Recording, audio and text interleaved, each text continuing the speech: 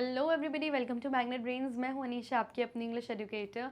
और आज मैं स्टार्ट करने वाली हूं क्लास 12 की जो आपकी इलेक्टिव बुक है जिसका नाम है कलाइडोस्कोप, उसके चैप्टर नंबर 4 जिसका नाम है टुमारो। आज कवर करूंगी मैं इसकी समरी। इससे पहले अगर आपने चैप्टर एक्सप्लेनेशन के 6 पार्ट्स नहीं देखे हैं, अगर उनकी वीडियोज़ नहीं देखी हैं, तो वो सब भी जाकर देख के आइए ताकि आप समरी में ईजिली रिलेट कर पाएँ। Okay, and now let's begin with the summary of our chapter. In the story Tomorrow by Joseph Conrad, Captain Hegbert, the protagonist from Colchester, is a kind of a person who does not like sea or any job related to sea. अब ये जो story है जिसका नाम है tomorrow, इसके writer हैं Joseph Conrad और इस चैप्टर में हैं कैप्टन हेगबर्ट जो कि हैं प्रोटैगनिस्ट यानी कि main character of the story. Okay, तो ये जो चैप्टर है इसके मेन कैरेक्टर हैं कैप्टन हेगबर्ट जो ओरिजिनली कोलचेस्टर नाम की जगह से बिलोंग करते हैं। कोलचेस्टर एक जगह है इंग्लैंड में। स्टोरी में हम आगे जब पढ़ेंगे तो हमें पता चलेगा कि वो कोलचेस्टर से कोलब्रुक में शिफ्ट हो गए, लेकिन ओरिजिनली कोलचेस्टर में थे। अब इनके बारे में बताया जा रहा है कि किस टाइप के पर्सन है। Is a kind of person who does not like sea. तो एक ऐसे व्यक्ति हैं जिनको समुद्र पसंद नहीं है, ना ही कोई भी जॉब समुद्र से रिलेटेड इनको पसंद नहीं है। Unfortunately he is a coast skipper now retired. लेकिन बदकिस्मती की बात यह है कि वो एक कोस्ट स्किपर ही थे, यानी कि समुद्री तट पर काम करने वाले व्यक्ति जिनका कहीं ना कहीं काम सेलर लोगों से पड़ता था या क्या, यानी कि सी बिजनेस में ही वो थे। लेकिन स्टोरी में अब जो उनको बताया गया है वो बताया गया है रिटायर कि अब वो रिटायर्ड हैं। He plans what he will do when his son Harry, who has been away for 16 years, comes back. अब इनका एक बेटा होता है जो 16 साल पहले घर छोड़ के कहीं चला जाता है। कहाँ चला जाता है वो इनको और इनकी वाइफ को कभी नहीं पता चलता। ओके, अब इनकी वाइफ की भी डेथ हो जाती है कुछ टाइम बाद, तो ये कोलचेस्टर नाम की जगह से कोलब्रुक नाम की जगह पर आ जाते हैं। क्यों? क्योंकि एक बेवकूफ़ इंसान ने इनको लेटर लिखा था कि आपके बेटे को यहाँ देखा गया है। तो अपना घर बार सब कुछ बेच बाच के वो कोलचेस्टर से कोलब्रुक आ गए। और जब वो वहाँ पर आए तो वहाँ पर भी उनका बेटा आया ही नहीं, क्योंकि किसी ने शायद उनके साथ मजाक किया था। तो कैप्टन हैगबर्ट जो है उनको दिमागी प्रॉब्लम हो गई है, कहीं ना कहीं उनको सदमा लग गया। उनका बेटा 16 साल पहले चला गया है। उसको ढूंढने के लिए वो क्या कुछ नहीं करते, न्यूज़पेपर में एडवर्टीजमेंट्स देते हैं हर साल 16 सालों से लेकर आज तक, यहाँ तक कि रिवॉर्ड देते हैं लोगों को। ये बोलते हैं कि मैं आपको ये रिवॉर्ड, ये इनाम दूंगा अगर जिसने मेरे बेटे के बारे में बताया। कई बार लोगों ने उनको बेवकूफ़ भी बनाया, स्ट्रेंज लोगों ने, पैसे ऐंठने के चक्कर में। तो वो क्या करते रहते हैं, वो हमेशा प्लान आउट करते रहते हैं। कोलब्रुक में आके उन्होंने ऐसे 2 कॉटेज खरीद लिए हैं, तो वहाँ पे वो फर्नीचर बनाते रहते हैं, चीज़ें जोड़ते रहते हैं, कि हमेशा प्लान आउट करते रहते हैं कि मैं ये करूँगा जब मेरा बेटा हैरी आ जाएगा, मैं वो करूँगा जब मेरा बेटा हैरी आ जाएगा। उन्होंने आज तक अपनी दाढ़ी, उनकी यहाँ तक आ गई है, दाढ़ी नहीं अपनी कटवाई, अच्छे कपड़े नहीं पहनते, अच्छा खाते नहीं, अच्छा पहनते नहीं, इस उम्मीद में कि जब मेरा बेटा हैरी आएगा तब मैं करूँगा। ओके, तो समा उनको यहाँ की दिमाग की प्रॉब्लम हो गई है, मैडनेस में चले गए वो, क्योंकि उनके मन में कहीं ना कहीं एक उम्मीद, एक होप है आने वाले कल की, टुमारो की, कि कल मेरा बेटा ज़रूर आएगा। 16 सालों से उनकी आंखों में वो उम्मीद है और आज भी वो उम्मीद कायम है। He hopes to marry him to the sweet girl Bessie, who is captain's tenant. Tenant का मतलब किराएदार। अब कोलचेस्टर से कोलब्रुक जब वो आ गए हैं तो यहाँ पर इन्होंने क्या किया है, 2 कॉटेज यानी 2 छोटी छोटी झोपड़ियाँ खरीद ली हैं। एक में वो खुद रहते हैं और जिसको हमेशा सजाते संवारते रहते हैं अपने बेटे हैरी के लिए, कि जब वो आएगा तो मैं उसको ये दूंगा। और जो साइड वाला कॉटेज है उन्होंने किराए पे दे दिया है जोशिया कार्वेल को, एक बूढ़े जोशिया कार्वेल नाम के एक टायरेंट को, एक ऐसे इंसान को जो कि घर में अपने बीवी बच्चों को मारता है। उसी की एक बेटी है बेसी, जो कि बहुत प्यारी और बहुत अच्छी लड़की है। तो कैप्टन हेगबर्ट को वो लड़की बहुत अच्छी लगती है और उसको उन्होंने हमेशा अपनी बहू की नज़र में देखा है कि जब मेरा बेटा कल हैरी आएगा तो मैं अपने बेटे की शादी इस लड़की बेसी से करवाऊंगा। और वो कौन है? वैसी कैप्टन की किराएदार है। Okay, after his wife passes away he redoubles his effort to find his son. अब एक दिन जो कैप्टन हेगबर्ट है उनकी वाइफ की डेथ हो जाती है।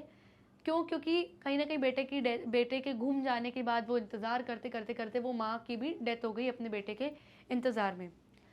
अब वाइफ की डेथ के बाद कैप्टन हेगबर्ट के जो एफर्ट्स हैं अपने बेटे को ढूंढने के लिए वो रीडबल हो जाते हैं और ज़्यादा हो जाते हैं। हर संडे न्यूज़पेपर में वो इश्तिहार भेजते हैं लोगों को, ये करते हैं वो करते हैं कि कोई मेरे बेटे को ढूंढ ले, कुछ भी इस टाइप की चीज़ें।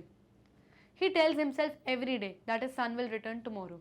हर दिन कैप्टन कहीं ना कहीं खुद से एक ही चीज़ बोलते हैं कि मेरा बेटा कल आएगा, टुमारो, यानी आने वाले कल में मेरा बेटा ज़रूर आएगा। क्यों? क्योंकि उनके मन में, उनके दिल में हमेशा क्या रहती है? एक होप, एक उम्मीद। He lives in the little seaport of Colebrook and hopes that his son will return to the place where he stayed once. अब जैसे कि मैंने आपको बताया था कि किसी बेवकूफ़ इंसान ने उनके न्यूज़पेपर के एडवर्टीजमेंट, इश्तेहार को देख के ऐसा बोल दिया था कि आपके बेटे को एक लड़की के साथ घूमते हुए कोलब्रुक में देखा गया है। तो वो कोलचेस्टर से सब बेच बाच के कहाँ आ गए? कोलब्रुक नाम की इस जगह में आ गए। अब वो सी पोर्ट यानी सामने सी है और वहीं पे पास में एक कॉटेज में वो रहते हैं कोलब्रुक में, और इस उम्मीद में कि जब मेरा बेटा कभी ना कभी यहाँ ज़रूर आएगा, क्योंकि इससे पहले वो एक बार यहाँ पे आके रह चुका है, यानी किसी ने उनको बताया था कि यहाँ आपका बेटा रहा है आके, तो उनको उम्मीद है कि यहाँ पहले वो आया तो कभी ना कभी वो दोबारा यहाँ पर फिर आएगा। He builds 2 small cottages. वो 2 small cottage उन्होंने बना रखे हैं। He prepares one for his son's return and lets out the other to his tenants. तो एक में वो खुद रहते हैं जैसा कि मैंने आपको बताया और अपने बेटे के लिए सजाते संवारते रहते हैं, और दूसरा उन्होंने लेट आउट कर दिया यानी कि किराए पे दे दिया है अपने किराएदारों को। और किराएदार कौन है? एन ओल्ड ब्लाइंड मैन, एक बूढ़ा अंधा व्यक्ति जो कि पहले बोट मेकर हुआ करता था, यानी ये अंधा व्यक्ति भी पुराने ज़माने में क्या था? बोट बनाने का काम करता था, लेकिन इसकी आंखों की रोशनी चली गई तो तब से ये घर पे है।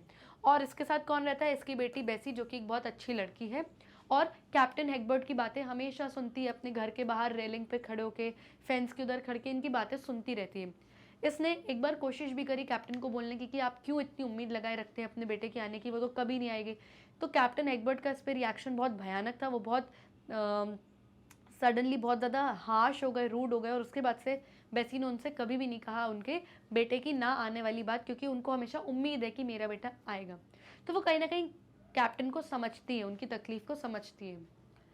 Initially, the local people made fun of him, but gradually they accepted his ways and his unusual attire in the course of time. They pity him.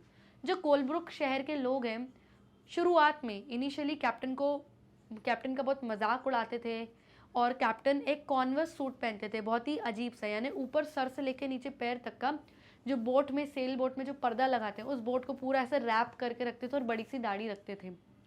और वो कहते थे कि मैं दाढ़ी कल कटवाऊंगा जब मेरा बेटा आएगा, मैं अच्छे कपड़े कल पहनूंगा जब मेरा बेटा आएगा। तो ये सारी चीज़ें देखकर पहले लोग शुरू में उनका बहुत मजाक उड़ाते थे, बट धीरे धीरे लोगों ने उनके इन तरीकों को और उनके अजीब से अटायर, अजीब से उनकी जो ड्रेस वो पहनते थे, धीरे धीरे टाइम के साथ एक्सेप्ट कर लिया। कहीं ना कहीं लोग अब उनके ऊपर पिटी करते हैं, यानी उनको ऊपर लोग दया करते हैं कि बेचारा इसका बेटा आ जाए, तो बूढ़ा आदमी ऐसा ही हो गया है अपने बेटे के इंतज़ार में। There is a barber near the harbour who told Captain Hagbert's story to a strange man who had come to him for shave.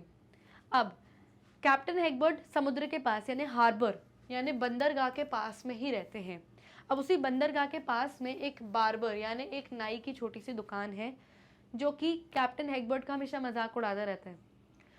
वो जब भी कोई सेलर, कोई नाविक, कभी नया इंसान, कोई नया चेहरा उसको दिखता है तो उसे ऐसा ही लगता है कि कहीं ये बूढ़े कैप्टन हैगबर्ट का बेटा तो नहीं है, कहीं वो तो नहीं है जो वापस कहीं आ तो नहीं गया।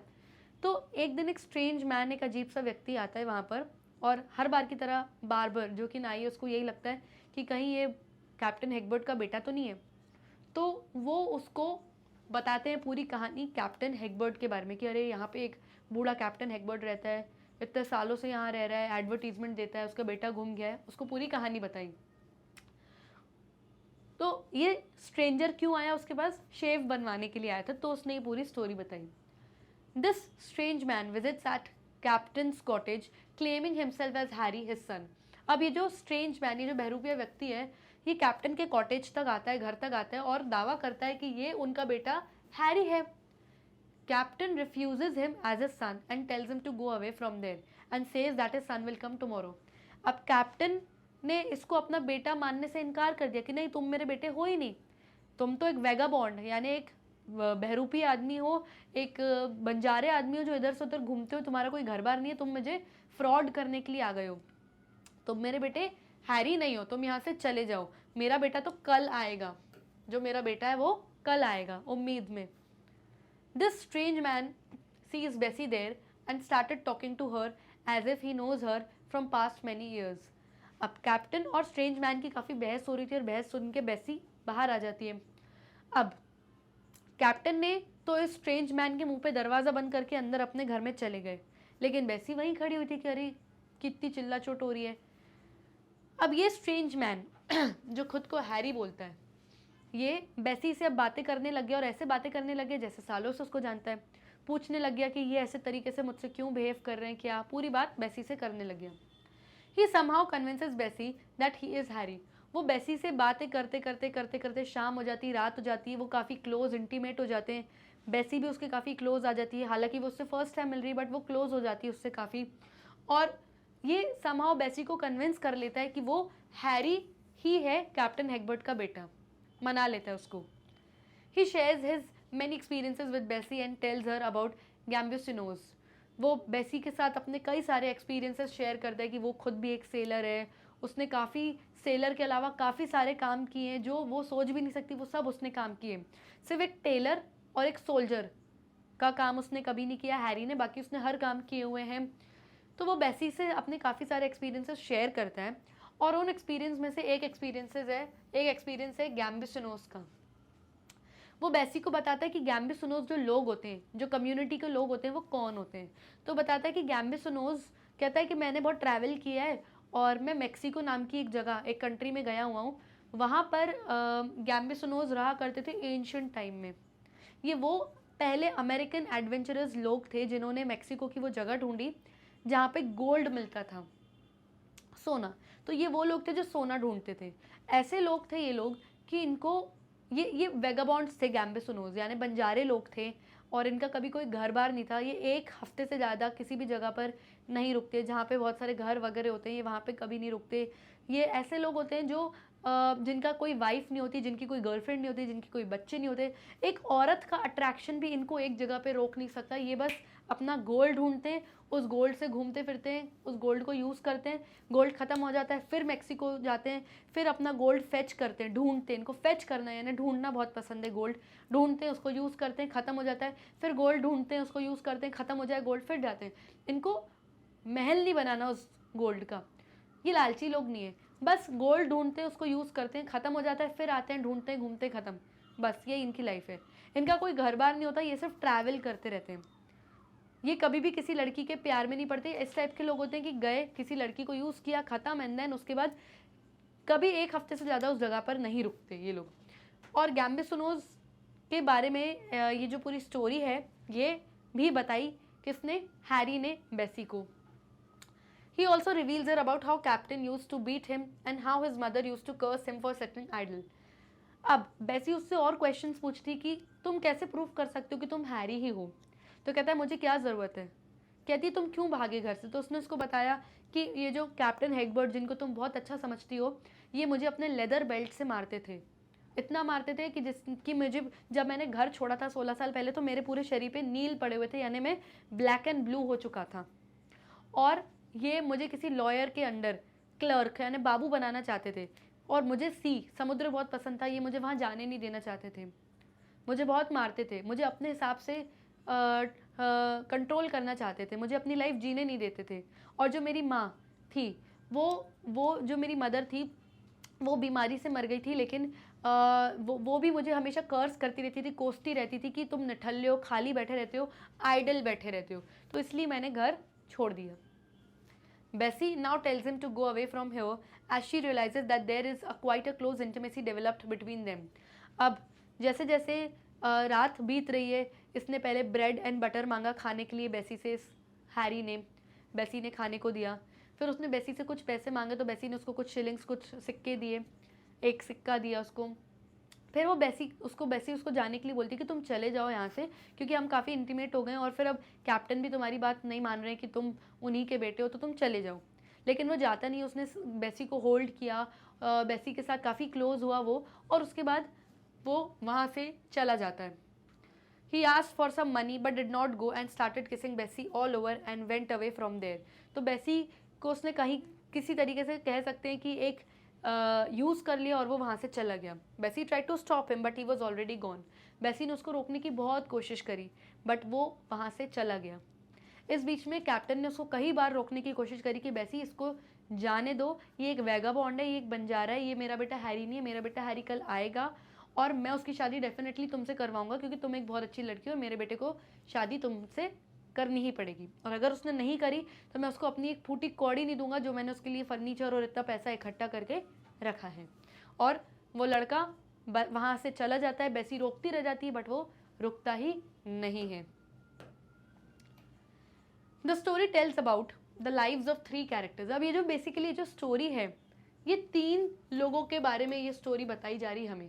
पहली किसके बारे में? The father captain Hagberd. पहली स्टोरी बताई जाती है एक पिता के बारे में जो कि कैप्टन हैगबर्ट है, जो बहुत ऐसा पिता है जिसने अपने बेटे को अपने तरीके से चलाने की कोशिश करी, फिर वो घर से भाग गया, फिर 16 साल तक उसका इंतज़ार करते रहा लेकिन वो वापस आया भी कि नहीं किसी को नहीं पता क्योंकि वो स्ट्रेंजर वाकई हैरी था और फिर चला गया, या वो स्ट्रेंजर ऐसे ही एक स्ट्रेंजर बहरूपिया था जो पैसे ऐंठने आया था और फिर उसको किसी ने लिफ्ट नहीं दी, किसी ने भाव नहीं दिया तो फिर वो चला गया। क्या था किसी को नहीं पता, वो हैरी था भी कि नहीं किसी को नहीं पता। तो एक ऐसा फादर जो एक उम्मीद में, कल की उम्मीद में कि मेरा बेटा आएगा, एक ये कहानी उसके बारे में है। The wild son who returns home from America and the second story किसके बारे में? एक जंगली बेटे के बारे में है जो 16 साल पहले घर से भाग गया था जिसका नाम हैरी था। अब आया है तो वो इस जंगलीपन, वाइल्ड सन इसलिए बोला गया क्योंकि उसने आते ही कुछ अच्छा तो किया नहीं बल्कि और बेसी की लाइफ बर्बाद कर दी, उसने बेसी की लाइफ ख़राब कर दी। उसने अमेरिका से वो वापस आया यहीं कोलब्रुक में देखने के लिए। और तीसरी स्टोरी है एक लड़की के बारे में जिसका नाम है बेसी, जो पास ही में रहती है कैप्टन हैगबर्ट के, जो कि उनकी किराएदार है। Who dreams of being release from her hellish father, जो हमेशा सपना देखती रहती है कि कब मेरी ज़िंदगी आज़ाद होगी अपने नर्क जैसे पिता से, क्योंकि जो बेसी के फादर हैं जोशिया काविल वो अंधे हैं लेकिन उसने अपने आप को जानबूझ के इतना अंधा कर दिया है, यानी अगर अंधे व्यक्ति को पता उसके पास में कोई चीज़ रख दो तो वो उठा के खा लेगा, लेकिन इन्होंने अपने आप को इतना लेज़ी कर दिया है बेसी के फादर ने कि हर चीज़ के लिए उनको बेसी की ज़रूरत है। वो बेसी को गाली देते हैं और सिर्फ चिल्लाते रहते हैं और बेसी की लाइफ बहुत हेल बना के रखी हूँ। वो इतने फैट हैं और अपना पूरा वेट बेसी पर डाल देते हैं और कहते हैं मुझे वॉक कराने चलो, इधर करो उधर करो। बेसी हमेशा उनसे परेशान रहती है और कहीं ना कहीं बेसी ने अपने दिल में सारे वो सपने, वो ड्रीम्स किल कर दिए जो एक नॉर्मल लड़की देखती है कि मैरिज होगी, मेरे बच्चे होंगे, एक नॉर्मल लड़की की जो ड्रीम्स होती हैं उसने वो सब ख़त्म कर लिए। तो बेसिकली जो चैप्टर की थीम है वो है होप, यानी उम्मीद। उस उम्मीद में इंसान जीता है जो शायद कभी पूरी ही नहीं हो सकती। इंसान रियलिस्टिक लाइफ में जीने की बजाय उम्मीदों में, एक्सपेक्टेशंस में जीने की कोशिश करता है। And here we come to this end of the summary. I hope आपको समरी बहुत अच्छे से समझ में आई होगी। आप चाहें तो हमारे वीडियोस यूट्यूब पर भी देख सकते हैं, वहाँ ना मिले तो हमारी वेबसाइट पर जाइए which is magnetbrains.com। Magnet brains free of cost quality education आपके घर तक पहुँचाता है बिना किसी पैसे या बिना किसी कूपन चार्ज करे हुए। ओके, आप चाहें तो हमारे सोशल अकाउंट्स पर भी हमें फॉलो कर सकते हैं which is Instagram, Facebook etcetera. तब तक के लिए bye bye and take care.